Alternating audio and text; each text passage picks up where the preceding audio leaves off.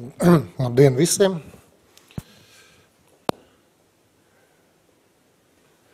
Nu, tā tad sākumā droši vien nedaudz par to sugu aptvērumu, kuram tika veikts aizsardzību mērķu novērtējums. Tātad, kā jau Otars stāstīja, ir divu tipu mērķi.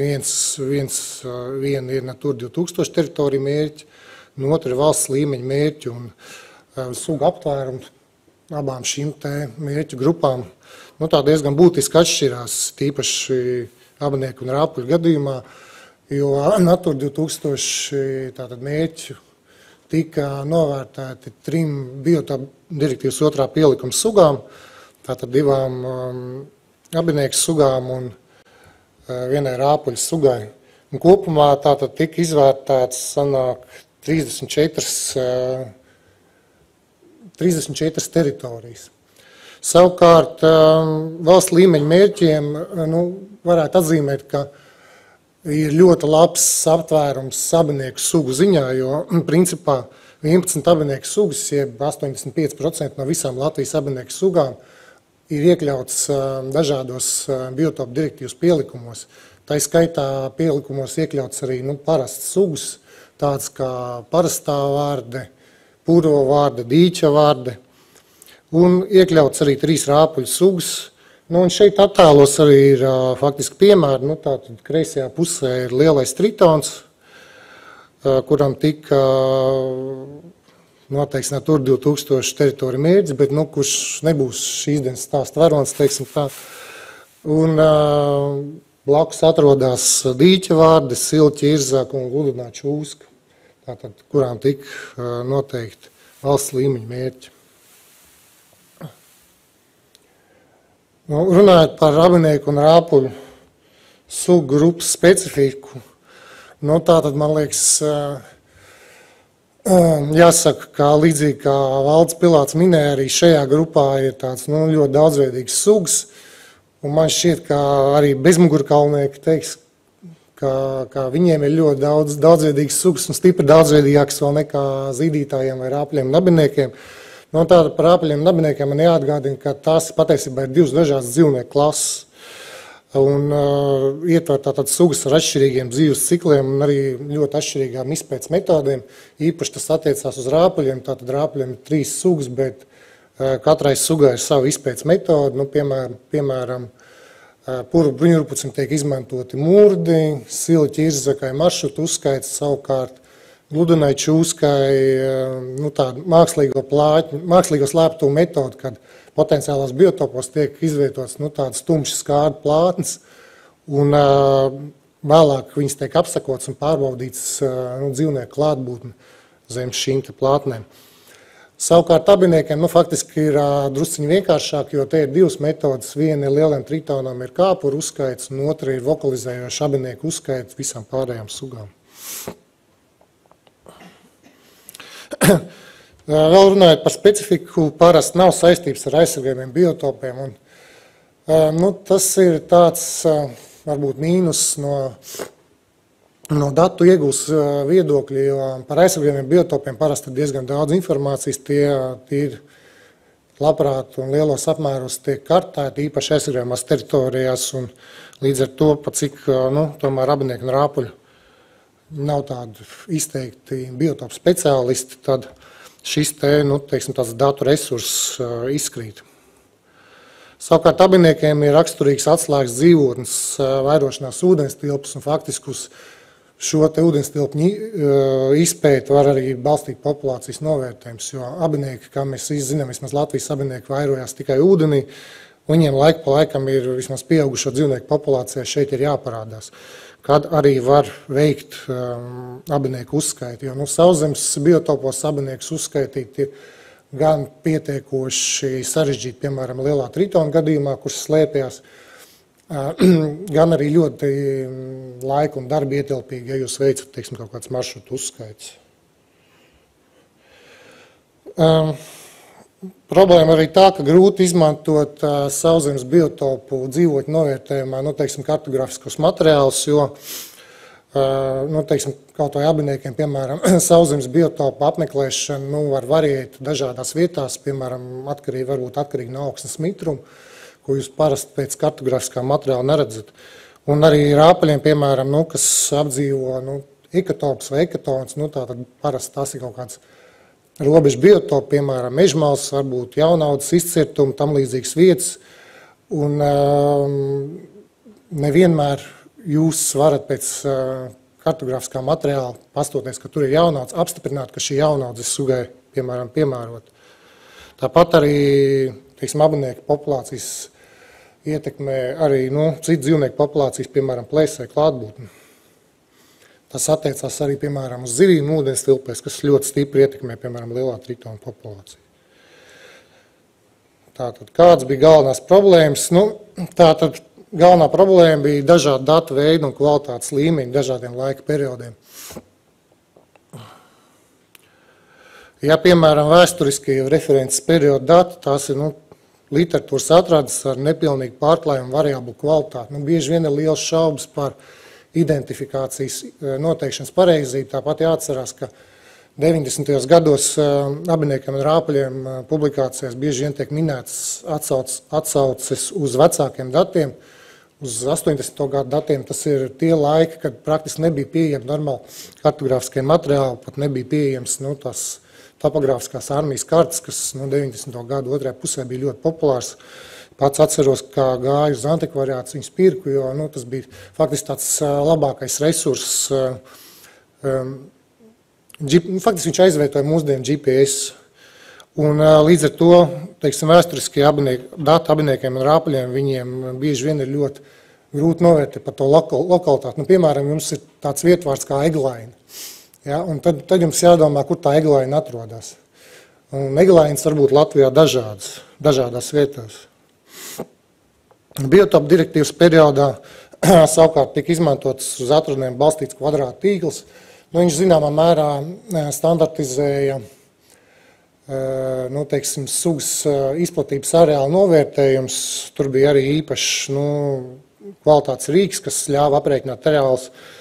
Bet var saprast, ka viņš arī nebija īpaši precīzs. Un bez tam viņš balstījās tam pašām atradnēm arī lielā mērā. Mūsdienu periodā savukārt ir jau monitoringa dati ar populāciju lielumu novērtējumiem. Mūsdienu periods tas ir pēc 2016. gada. Pielietotie risinājumi tātad mērķu noteikšanā. Galvenā pieeja bija teiksim, balstīties uz pašreizējiem populāciju lielumu novērtējumiem un plus retrospekcijā novērtēt trendus, kādi varētu būt bijuši kopš 90. gadiem. Tātad šeit var iedalīt pēc savus, teiksim, pēc pieejamo datu klāstu divas grupas, tātad samērā parastas sugas ar vājiem vēsturiskiem datiem, jo, teiksim, 90. gados neviens īpaši, teiksim, parasto varžu vai dīķu varžu atradnes īpaši neuzskaitīja. Un tātad tiek izmantot monitoringa dati un ekspertu viedoklis. Runājot par parastām sugām, jāsaka, par tiem trendiem, jāsaka tā, ka pārsvarā trends tika novērtēts kā nezināms vai stabils. Protams, liela daļa no vecāku gadu gājumu cilvēkiem man teiks, ka pirms 20 gadiem varžu bija vairāk, bet to mēs īpaši pārbaudīt pašlaik nevaram, jo dati attiecās tikai, tie dati, kas ir monitoringā, viņi ir kopš 2016. gada, un faktiski šajā laika periodā mēs abinieku parasto sugu samazinājumu neredzam. Mēs redzam varbūt pat pieaugumu, bet tas varētu būt saistīts ar to, ka paši monitoringa veicēji ir iemācījušies labāk veikt monitoringu.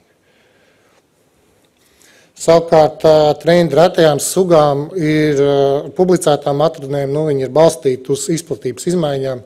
Tas ir tātad šeit ir uzskaitīts milškrups, ugunskrups, kokvārdu, gludinā čūska, kurām ir, teiksim, sakarā to, ka šīs sugas ir bijušas retas, ir bijuši cilvēki, kas ir viņus pētījuši, piemēram, ugunskrupi ir pētījis Aija Pupiņa, Mihails Pupiņš, kokvārdu savukārt pētīja Margita Deičman, par gludino čūsku man pašam ir dati, tātad par retām sugām tā situācija nedaudz vienkāršāka.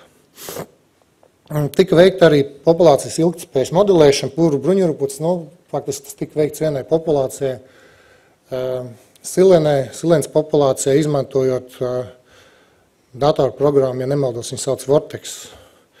Un modelēšana tika veikta sadarbībā ar Aināru Rauniņu. Un tātad nākotnē mēs varam cerēt, ka mums būs šie novērtējumi stipri vienkāršāk vieglāk sakarā ar monitoringu datu uzkrāšanos un zināšanu līmeņu pieaugumu. Cerams, ka monitorings turpināsies. Tagad tātad pārējiem pie piemēra. Pirmais tātad, principā stāsts būs gan par valsts līmeņa mērķiem, gan par vietējiem mērķiem attieksies uz vienu un to pašu sugu, uz sarkanvēdra ugunsgrupu. Tātad, ko mēs varam teikt par šo sugu? Tātad, maza izmēra dzīvnieks, viņš tīri simpātisks, ļoti melodisks balss, tāda kolorīta, spilgta vēderpuse.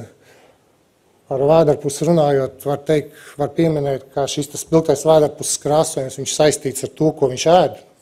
Barībā viņš ļoti daudz izmanto trīsļodu kāpurus, kas ir tādā karmīņa sarkanā krāsā, un viņš šo pigmentu sev paņem. Piemēram, turot dzīvniekus nebrīvē, ja viņiem šis te barības objekts netiek piedāvāts, tad šis spilgtais vēderpuses krāsojums, viņš paliek tāds dzeltenīgs, krāsojums mainās. Runājot par vēsturiskiem datiem, tad jāsaka, ka var uzskatīt, ka vēsturiskie dati ir samērā labi, jo ir gan publikācijas, gan arī Aija Pupiņa savā laikā ir izstrādājis disertāciju galvenokārt par šīs sugas izplatību Dienvidu Austrumu Latvijā. Ko mēs redzam, tad salīdzinot vēsturiskos datus 90. gadus biotopu direktīvas periodu, mūsdienu periodu, ir redzams izplatības areāla un populācijas pieaugums. Jā, 90. gados bija faktiski zināms divas atrādnes, un faktiski tātad populācijas vērtējums varētu būt apmēram, tātad minimālais varētu būt apmēram 100 īpatņi šajās divās populācijās, savukārt maksimālais varētu būt tāds, kāds apmēram vēlāk tika konstatēts biotopu direktīvas periodā. Savukārt jau apmēram 2004. gadu mēs jau redzam, ka populācijas atradņu ir bijis daudz vairāk, un iespējams, ka tas ir saistīts šajā periodā tieši saistīts arī ar labāku izpēti, mēs precīzi nevaram pateikt. Ir aizdoms, ka tas varētu būt saistīts jau tajā brīdī ar populācijas dabisko pieaugumu, bet pilnīgi noteikti populācija ir pieaugusi pēc biotopu direktīvas periodu. Un pēc pašreizējā novērtējuma tur varētu būt kopējais populācijas lielums Latvijā vairāk tūkstoši īpatņu. Bet jāsaka, ka tas nekādā ziņā nav cilvēku nopelns vai aizsardzības pasākumu nopelns, jo aizsardzības pasākumi ir veikti līdz šim dažās teritorijās, tikai Silenē, Izslīcē, ja nemaldos. Principā varētu uzskatīt, ka šīs populācijas pieaugums ir saistīts ar klimata pasiltināšanās tendenci.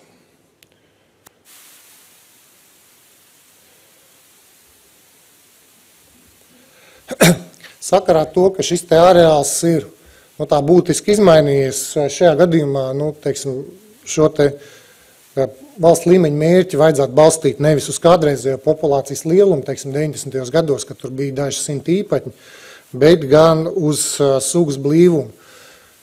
Te varētu salīdzinājumu izmantot tāds viesmaizes principu. Ja jūs pieņemat, ka jums vajag, tādas labas viestmaizes, ja, un šajā gadījumā, piemēram, tā sugas izplatības areāls ir maize, un savukārt pati populācija ir tā sviesta kārta virsū. Jūs gribat, lai jums arī nākotnē tās viestmaizes būtu tāda laba. Ja jums ir areāls palielinājies, respektīvi, ja tā pats maizes gabals palicis lielāks, ja, bet jums joprojām ir tā pati, tas pats sviesta daudzums, jūs vienkārši to sviestu izvērēsiet plānākā slānī pa sviestmaizi, tās viestmaize vairs nebūs tik garšīga. Un līdz ar to, piemēram, arī ja pašlaik zināmais areāls šai sugai ir apmēram 4000 kvadrātkilometri. Ja jūs pa šiem 4000 kvadrātkilometri izsmērēsiet, tur dažas 100 īpaņi, tad populācija vairs nebūs nekādā veidā dzīvotspēja no īpaņu savstarpējās, no populācijas konektivitātes viedokļa.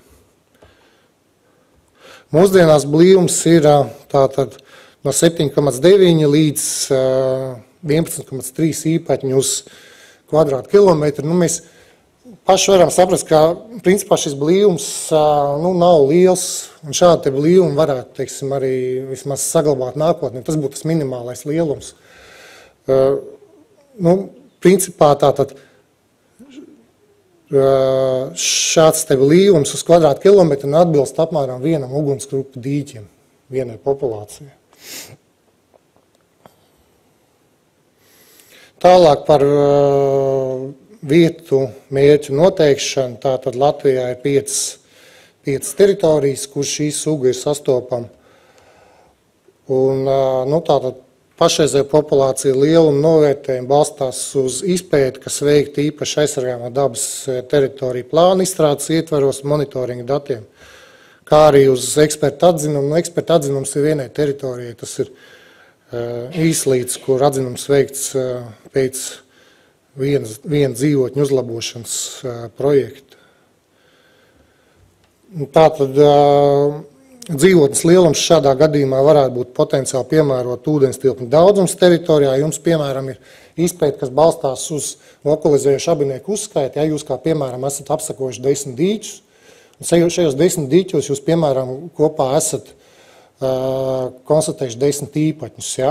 Tātad, ja jūs zināt, ka visā teritorijā ir, piemēram, 100 līdzīgi dīķi, tad jūs varat ekstrapolēt datus un novērtēt, ka kopējais populācijas lielums šajā teritorijā varētu būt 100 īpaņi. Tādā veidā tas notiek. Pēc tam, vadoties pēc šiem datiem, attiecīgi var aprēķināt blīvumu, kurš šajās teritorijās tātad varēja diezgan stipri. Lielākais blīvums bija Īslīcē, bet tā ir ļoti neliela teritorija. Un šo te blīvuma pietiekamības novērtējumu var veikt salīdzinājumā ar references datiem, references parauglākumu Demenē, kur blīvums bija 0,15 īpaņu uz hektāru.